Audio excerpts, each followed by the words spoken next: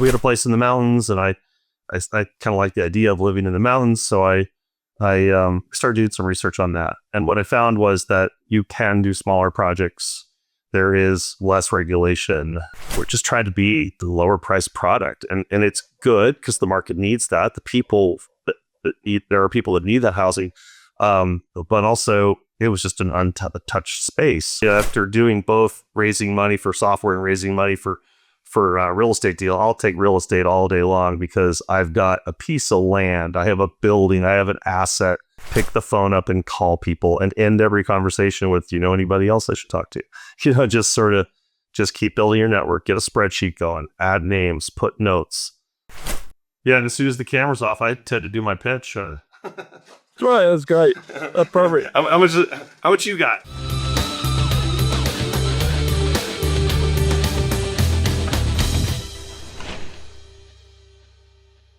All right, everybody, welcome back to another episode of the Evernest Real Estate Investor Podcast. I am your host, Spencer Sutton, and I don't have Adam here with me today. We are recording on a different day today, but I do have a guest, and I'm excited to have Dave Barker with us today. Dave, welcome to the show, man. Hey, thanks for having me. Yeah, absolutely. So you and I got connected from a friend, actually a colleague of mine, Kayleen von Schondorf. She lives in Steamboat Springs. I'm not sure how you two got connected, but she had a conversation with you. She immediately slacked me and said, "Hey, Spencer, I think you should have Dave on the podcast. His story's really interesting."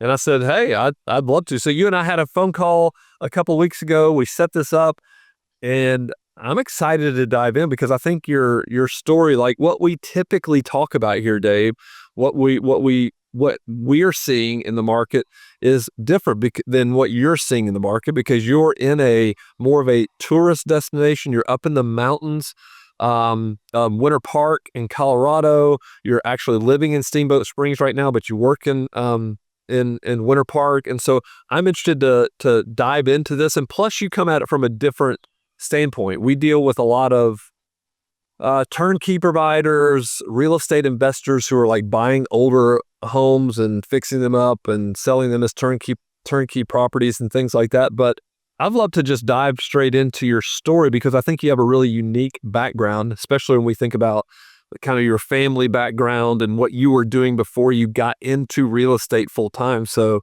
why don't we kick off with that? How did you get into real estate? They'll take pretty far back, but I grew up in a family that did it. That's what my dad did. That's what my grandfather did, among other things. But I grew up in that, but I grew up out on the central coast of California. And by the time I was sort of age to be looking at that industry, it was pretty untouchable, pretty difficult to get into anything out there. It was just, so I went to grad school, and then took a different path. I got into the software business. I did software startups for 20 plus years. But let me ask you this real quick. You said it was untouchable back then. Was it just because it got so expensive? It got so expensive. Land got very limited. Government process got to be very restrictive, sort of all those things. And I don't think there was ever a moment when I was like 22 years old or something and said, I'm going to evaluate this and I'm going to not do it. It just wasn't even I just didn't consider it. I just sort of moved in a different direction. It's software for 20 some years, which gave me a lot of great perspective. I mean, doing startups is, you have to be very considerate of every dollar you spend and everything you put effort into and where's the best return and getting a really important lesson of that is focus. Can't do everything. You've got to do the things that are most critical at the time. And that helped me a lot with what I do today because can't chase every deal. You don't have unlimited funds to go fund every single real estate deal that comes your way. And even when you start to work on a deal, you need to be controlled about what you spend money on and managing your risk. So I learned a lot from that, and it's helped me out quite a bit today. But so I did that for 20 some years, and then I was living in Denver, working for a company there, and I decided that I really wanted to do something on my own. I wanted to get back and I wanted to take real estate, work full time. I had done some development and some fix and flips and buying my own houses. And so it had You had done that a little bit along the way, and had you been doing that, like if you were living in Denver, were you doing that in the city that you were living in, like in Denver? I was, yeah, on a small scale. So I decided though that I wanted to try to get into it in a little bit bigger way, and I started to look around and decided Denver was difficult, as any big city is. It's, the price of land is higher, the regulations are steeper, the you just need more dollars to get into something, and therefore greater risk, and we had a place in the mountains, and I kind of like the idea of living in the mountains, so I started doing some research on that. And what I found was that you can do smaller projects. There is less regulation, and a little bit easier process to do projects. I looked at a lot of the mountain towns and really settled on Winter Park, primarily because it's largely undeveloped. A lot of the other ski towns, you look at Breckenridge, Vail, at Aspen, the whole Summit County area, all these areas are really built out. So you're starting to see these limitations on going in there and doing development work, where Winter Park has quite a bit of open land and a relatively friendly government to growth. So and we owned a place there. So we sold our house in Denver, moved to Winter Park full time, and I started doing work there. And I did small projects. I did projects with my money or a close network of people, and we did some projects. And I think Can you just was. Well, I was just going to say, can you describe, like, when you say started doing some small projects, talk to me, what does a small project look like in a place like Winter Park? Single family, a duplex, a couple of duplexes, a fix and flip. There's a whole lot of condos here that are from the 70s and 80s that need work. So, and a developer with a smaller budget can get started. Yeah, you can. There are things you can do and make some money and deliver product and deliver good product. And when I looked at the market, I looked and decided that there were quite a few developers in the market that were building the higher end townhomes and condos. So there was a number of people here that were building, what today is $1.5 million plus townhomes. And nobody was, well, maybe not nobody, but very few, or if any, were on the other end of the market building lower cost product. Really dangerous to use words like affordable and workforce and that terminology, because that means a lot of things to a lot of people. But I'm just saying the other end of the spectrum, the lower cost product, still build nice product. We've dabbled with stick built, we've dabbled with modular, we've looked at different things, and we've done some different projects with both of those methods. But we're just trying to be the lower price product, and it's good because the market needs that. The people there are people that need that housing, but also it was just an untouched space. I don't need to go compete with people with very deep pockets that are building $1.5 million plus condos and townhomes, and that strategy's been good for us. So you started out with just a few projects. I kind of want to go back to the software, because I think you said your family was in construction. When we were talking the other day, weren't they in construction in California? Is that kind of the family real estate? Yeah, and I don't want to make it sound like it was some big empire. It's just my dad was a general contractor builder. He kind of went through a similar process. He built houses for himself. He built houses and buildings for investment, and he built for others. And he just sort of kept growing his business. And he's obviously retired today. But that progression, just starting with something small, doing your own thing, and what I started to say a second ago was that's how we got introduced, because I've been building a development company, piece by piece. I've been building up my knowledge and my skill set, and now I'm at a point where I have more projects coming at me. You start to get connected into the community. You learn more about more and more projects, and more things come to me every day, and it's time to grow. And in order to grow, I can't do that with just my money or a close network of people. I need to raise money and I need to syndicate deals. And so that's how we got connected, because I was putting myself out there, say, putting the sign out, looking for investors. And I've been doing that for the last couple of months to raise money for my first project. It's been a learning experience, it's a little bit humbling at times, but that's what it's going to take if I'm going to take my business to the next level, and grow and be able to take on some more of these deals and leverage the knowledge and experience I have. I'll always, when I'm talking to investors or when we're creating content and we're talking about investors, I usually say though, like, listen, if you don't have the money, which is fine, you can find the money. There are people that that have the money to lend, whether it be family, friends, or somebody else you meet, but that's more on a small scale. Just talk a little bit about the struggle. I mean, obviously we're in a different real estate market than we were 2-3 years ago. Talk about the difficulty of raising funds. Like, is this for a new build, community that you're trying to do? What's the challenge?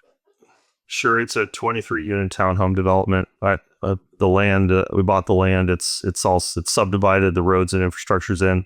So it's about as shovel ready as it gets, which makes it easier, because if you're funding site work today, it's expensive, and interest rates are higher on that type of financing. Banks are more restrictive. So this project is about as easy as it could be in terms of development, entitlements, and raising money today. There's money out there. People are looking for security. They're looking for someone who has done the best they can to eliminate risk.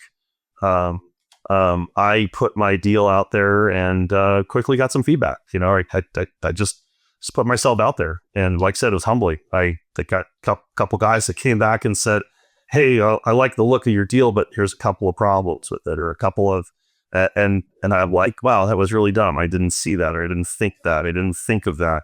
It's okay. I missed a couple details. Great." So we stepped back, paused fundraising, addressed it in our deal. I learned. I talked to 50 people probably. I restructured and changed the deal and updated the operating agreement and the syndication documents, and we're back at it again. So, and people respond to just honesty and openness and being very direct. Like, here's where I'm at and here's what I'm doing. Don't try to hide it. Don't try to hide anything. Don't just speak. And somebody's going to say, "Yeah, thanks. I don't like what you're saying. I'm moving on." And some people are going to like it and do the deal with you. But if you try to gloss over, or try to sort of hide some of the truth, and tell a little bit of story, you're going to get caught. If you're talking to a good and professional investor, the numbers in the spreadsheet don't lie. They're going to see it. So my approach, and it's just the way I approach life. But I'm very open and upfront and direct, and this is my first time raising money this way. So I'm telling people that's what I'm doing. Well, let me ask you this, because I've never done a software startup, so you can correct me if I'm wrong, but I would imagine this whole idea, or this whole process of you going out trying to raise money, getting feedback from people, and then adjusting, is very much like a startup in a software company, right? You're building something, but then you're also getting a lot of feedback from your users, and you're hearing what they're saying, and they're going, "Hey, well, then you're just being honest and saying, we need to give the customers what they really want." You start going back and trying to do it that way. Is that right. Accurate? It is, but I'll tell you, after doing both raising money for software and raising money for real estate deal, I'll take real estate all day long, because I've got a piece of land, I have a building, I have an asset.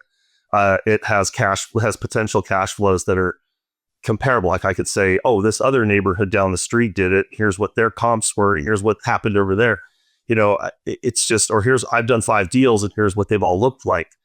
Like, with software, it's more like, I think I need this much, and when we build this software, here's what we expect it to do. And it's like you're selling a lot of vision and a lot of dream, and it's harder to raise that money. It's a totally different investor. My preference is to have an asset, a piece of land. Yeah, no, that's a great. Things go south, I still own a piece of land. That's right. No, I think that's a great point. No. And then also, I would imagine that as you're out there talking to people, the fact that you do have, I mean, Dave, the fact that you have gone out and done your own projects before, and you're like, hey, I've got a track record. It may not be on this scale, but I've got a track record. I know how this works.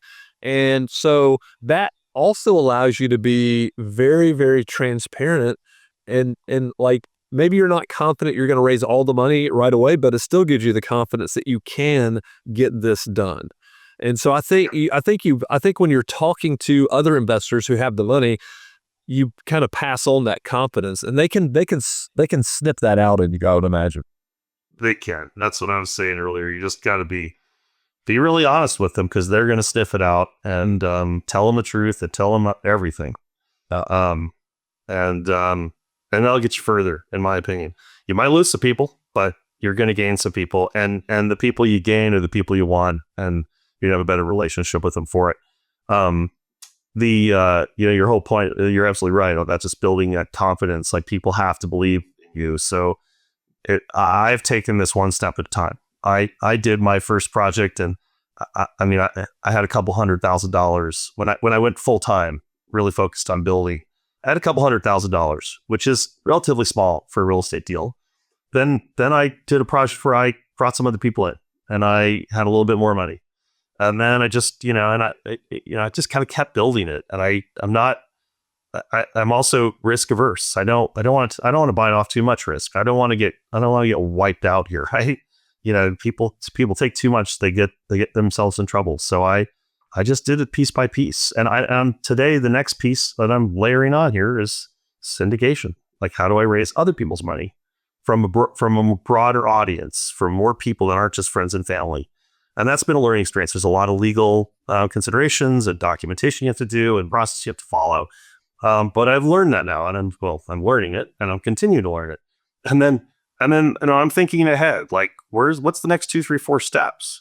But I'm also prioritizing those, because if I said, okay, now I'm doing great, I'm going to go build the empire, this massive company. I'm going to spend a bunch of money on lawyers, legal, accounting, a bunch of stuff, and it may never happen, right? So I'm just taking it one step at a time, and the next project that comes along might require another sort of layer of sophistication and advancing what I'm doing, and I'm just trying to do it smart and one step at a time. I think that's such wise advice, and something we always say here on the show, or when we're talking to people, is listen, real estate in general is not a get rich endeavor.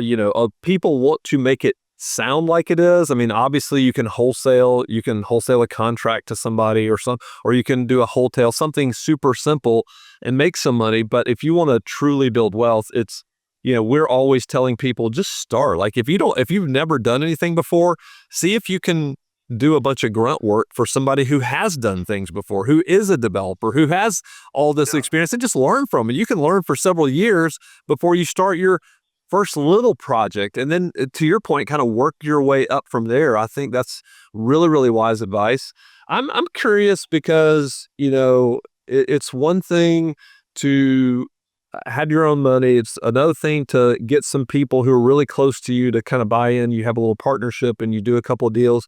But then you mentioned, like, really going outside and putting yourself out there. Is that like in your natural DNA? Are you somebody who goes out there and enjoys networking with people and getting to know people and asking people for money, or is that against your nature? Sure, it's always asking for money is a little bit that's another level. But it's not foreign to me, and I don't mind putting myself out there. The expression I often use is, I don't have any ego in this. Like, if I put it out there and people don't like it, okay, maybe I'll learn something. Maybe I was wrong. Maybe I made a mistake. Maybe maybe I hit the wrong audience. Maybe, who knows? You're not going to find out if you don't try. And I'm not afraid to do it. I do my best to be as educated as possible, to study what I'm doing as much as possible so that I don't sound foolish. But as I've said several times, I'm okay with saying, I don't know. I don't, I'm learning, or here's the steps I've taken to solve that, or to learn about that, or whatever it may be. It's just be honest with people. They respect that and appreciate it. So yeah, that's sort of my approach. I would never say I'm a type A, but I'm not afraid to go talk to people and just take a chance. Another expression I've often said is like, if it's 1 out of 100, be ready to go try something 200 times. You just pick the phone up and call people, and end every conversation with, do you know anybody else I should talk to? Just keep building your network, get a spreadsheet going, add names, put notes, keep track of it, and follow up. Do you find yourself like, let's just say you're talking to somebody and you're having a great conversation, you're being super honest with them, and it's not for them. Do you ever find yourself saying, well, hey, what are you looking for? Because I would imagine you can kind of start building a database of things like, hey, this isn't for this person, but you know what? If I ever do a project like this, I'm coming back to this person. Yeah, absolutely. I keep track of that. I ask that question, if this isn't your deal, what kind of deals are you interested in? Obviously we're on the phone because you have come to me as someone who might be interested to invest in a project. So if this isn't your project, why and what is it you typically are looking for? Or if you like this kind of project, but you don't like my deal structure, tell me about that. Tell me, help me learn. And I sort of take it as sometimes I'm like, well, I really want that guy to be an investor. So I'm going to figure out a way to make it. I'm talking as if I've done this for years. I've been doing this for a few months, and I've talked to a couple hundred people in a few months, and I'm not, you have to wake up every day working on this and making phone calls and following up, and it's a lot of work. I was going to say, do you think it's a grind? Do you just kind of think of it as like, hey, I'm going to have to make 200 or 300 phone calls before I raise this money, and it's okay? Yeah, I don't mind that. If that's hard for you, that's going to be a grind. I don't mind it. I enjoy talking to people. I learn a lot when I'm talking to people. Be inquisitive, ask lots of questions. You're going to learn some things, and you'll get better and better at it. And the conversations, you start to get better and better at delivering your pitch and your message, because you just keep doing it. So it just gets a little more fluid. Your stories get a little better. The way you present it gets better. And so, yeah, that's the way I look at it. Yeah, I love that. I think it's really interesting because you were talking about, the more you put yourself out there, the more deal flow comes your way. And we found that to be true. The more people know what you're doing, it's just really interesting when things pop up, they think of you and say, hey, you need to talk to Dave or whatever about this. And it may not be something in your wheelhouse, but it's still to me, those relationships matter. And it's just the compounding effect of like just building a great network and having people that you can reach out to about anything. I think that's how we met. I was basically told that here's some people I think you should meet. That I don't think they're investors, but you should meet them because there's might be some common interest and common ground. And great, yeah, we talked and here we are. And here we are, absolutely. And once we stop record on this, I'm going to tell you about somebody I know in Denver that you should reach out to, who's really well connected in the real estate world in Denver. You may know him already, but if not, so this is the way things work, right? It's just like people getting to know each other and what they're interested in and what they're doing. Yeah, and as soon as the camera's off, I tend to do my pitch. That's right. That's great. That's perfect. How much you got? All right. Exactly. That's exactly. Put us on your spreadsheet. So talk a little bit about the market, because it's really interesting to me. I think the typical real estate investor is always thinking, hey, where can I go and buy cheap real estate? They want to chase yields. They probably buy things they shouldn't buy. they're looking for the biggest return, and so we don't see a lot of people. I don't hear of a lot of people who are investing in, places like Winter Park, right? And so I'd love to hear more about like what is the market like in Winter Park? What attracts you to the market there, and what are you seeing right now?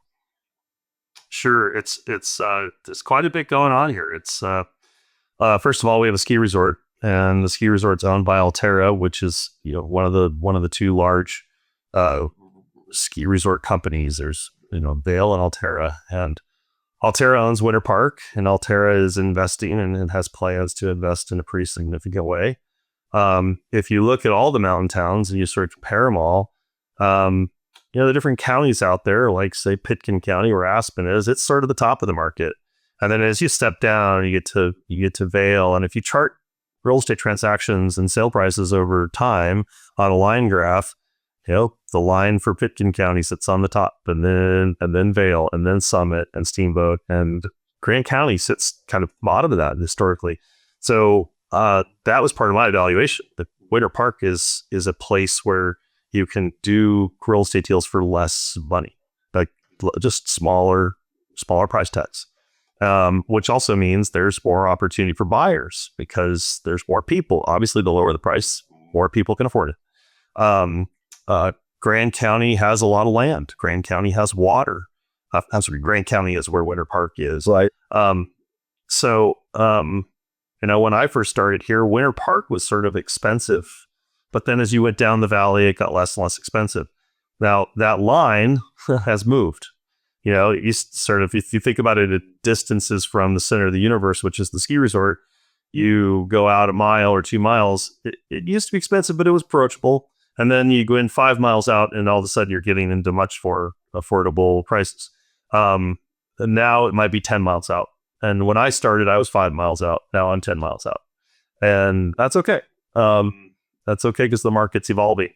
But the further you go out, the more land there is too, because the valley gets wider and wider. And so I looked at this town because because of that, because that opportunity. There's land, there's good pricing, and not a lot of restriction, I guess. But I would imagine that like in the mountains, they would have more restrictions on what you can do with the land, but apparently not. Yeah, no, there's definitely restrictions. I mean, there's zoning, and we have all the same rules that anywhere else has, but it is just a smaller government. So you can move a little faster on stuff because you're talking to one guy, or if you're down in the city, you're talking to whole departments of people, and they've got layers and layers of process. You can move a little faster here, not always, and it's not always perfect, but you can talk to the decision makers, and so I kind of like the small town. The market's a little different too. I mean, we don't really build for full-time residents. It's very hard to do that because the prices are above sort of what AMI is the mean income in this area. And if you look at that and you figure out what people can afford, it's really hard to build to that price point. I try to build lower cost. But obviously there's just limitations on how low you can go. So it's hard to build for full time. Although I get some of that. Some people buy our homes and live in them full time. But we're more focused on the short term rental, the second homeowner. You got to consider that. So I try to design product that fits all three. It'll work as a full time residence, it'll work as an investment property, and it'll work as a second home. The more of those markets you can hit at a good price point, the better you are, right? So where do I'm just curious, where do the full-time workers typically live? I mean, I know we've had the same issue down, like you got the same problem in coastal towns that are priced out of the normal market. So where do people live? Yeah, so down valley, I talked about the distances from the ski resort. If you go 20 miles down valley, there's a town down there. Granby is in a town. It has a bigger full-time population. And you start to get some more affordability down there, but it's still challenging. It's still expensive. It's hard to live and work full-time in a mountain town where your income is derived from working in the resort town. And that's true whether you're talking about our ski resort or a beach town or a whatever. The problem is though that mountain towns are kind of isolated, right? Like, if you live in a beach town on California, you can drive inland 30 minutes and find more affordability. We're an hour drive to the nearest sort of next place. And a couple of those places are other ski resorts. So you're sort of like, it's a tough problem to solve. The way that Colorado and at the county, Grand County, and the towns up here are solving it is they are they're funding projects to build housing, and you can talk about whether that works or doesn't work, or should the government be in the building business. I do know that it's more expensive when they build versus private developers, but it's difficult. But they're doing it, and that's starting to solve the problem. But you find people living 20 miles down valley, 40 miles down valley, and commuting to the jobs in the resort town. It's a problem. Yeah, it's a real challenge. I remember I graduated college, and we went, and I had a couple friends, and they dropped out of college, and what they wanted to do, their life, they wanted to be, snowboard instructors. And so where did they go? Well, of course they went to Colorado. They also went to Mammoth Lakes in California, or Mammoth Mountain, I think. But I remember I went with my wife and two other couples, and we went to Keystone to ski. We love Keystone. We went there. We stayed in a condo, and my buddies Todd and Michael said, "Hey, we want to come and ski with you one day. We can only afford one day of skiing, but we want to do it." And I was like, "Great, yeah, come on." And so they came and they went skiing with us, and we had dinner that night. And then I remember, I'll never forget waking up the next morning and looking out of our condo window in the parking lot, and Todd and Michael were sleeping in his truck. It was like, this is what they did. They like traveled around, slept in a truck, and they just didn't care. It was like, this was the most affordable thing that they could do. And then I don't know, like they did that in the winter, and then during the summer they would go work on fishing boats somewhere. I mean, they'd go drive somewhere else. You see the ski bum. The ski bum. That's true. They were living the true ski bum lifestyle. No, that's not quite the need for full affordable housing, but it is an issue. It's really a big issue. Yeah, affordable housing is a big issue, and it's we're trying to solve it. Everybody's focused on it. Everybody's talking about it. It's a difficult problem to solve. But I know that there's good people with the right intentions, and they're working on it. You can get into all the conversations about it. Is this the right way to do it, the wrong way to do it, or we could go all day on that. But in the end of the day, we need housing. We need housing, and my personal goal would be to provide housing for people that's good for them. It's good for them. It's good for the local economy, and you got to find that balance. I don't have all the answers, but I just try to build lower cost if I can, wherever I can. I try to build nice. I'm not building walls on a cardboard, but I'm not doing that. We're putting quartz counters in and some stainless steel appliances. We're trying to build a nice product, but not high end. And we're trying not to waste money that just generates, then instead of being a $875,000 4-bedroom, it's now $1.5 million or $1.05 million or something. It's because we upgraded something or we were inefficient so that's our goal. It's sort of our business model. And now, having said that, we've got some projects coming up that we think are going to be at a little higher price point. So we're looking at that. So we're always looking at deals. There's so many. And at being here local and having sort of your finger on the pulse, it's easier to evaluate. And I say no or pass on more deals than way more deals than I say yes to. And I think back over time, I've been evaluating deals now for like 12 years. And when I think back at how I evaluated deals 12 years ago, I don't know what I was doing. But it's all learning process, right? It's all learning process. You learn through mistakes or successes, either way. Yeah, I pulled out some of those old spreadsheets and like, wow, those assumptions were way off. Or I was looking at deals where there wasn't water and I had to drill a well, and I'm like, oh, I'm so glad I didn't do that. But that's, like the same as raising money. You got to talk to 200 people to find 2 or 3 that are going to invest. That's probably an exaggeration, but let's just assume that's true. You got to same deals. You got to look at a lot of deals before you find deals that fit your parameters, and also that your skill set needs to improve as a developer. You got to look at a lot of deals and exercise your skills and ask a million questions. And I talked about that deal where I was looking at, and it needed to drill a commercial well, and I thought, oh, what? How hard could that be? So I hired this water attorney, and I paid him a pretty high price. And I got on the phone with him for just an interview just to discuss this project. And he basically within like 2 seconds told me, you're never going to do this. So I don't want to waste your time. And I told him like, well, I got you on the phone here. So I'm paying you for the hour. Let's go through it, man. Educate me. And I just spent an hour with him. And that was like the best, several $100s I'd spent in terms of understanding water law and the issues around that. And that taught me to stay away from that. That's a risky place to be in Colorado. Try to find water, go through water court and all that. So that was probably the best, I don't know, $500 I'd spent. I think that's a great lesson though, because I can't remember who said this, but someone said, success is not what you say yes to, it's everything you say no to. And so learning what you have to say no to.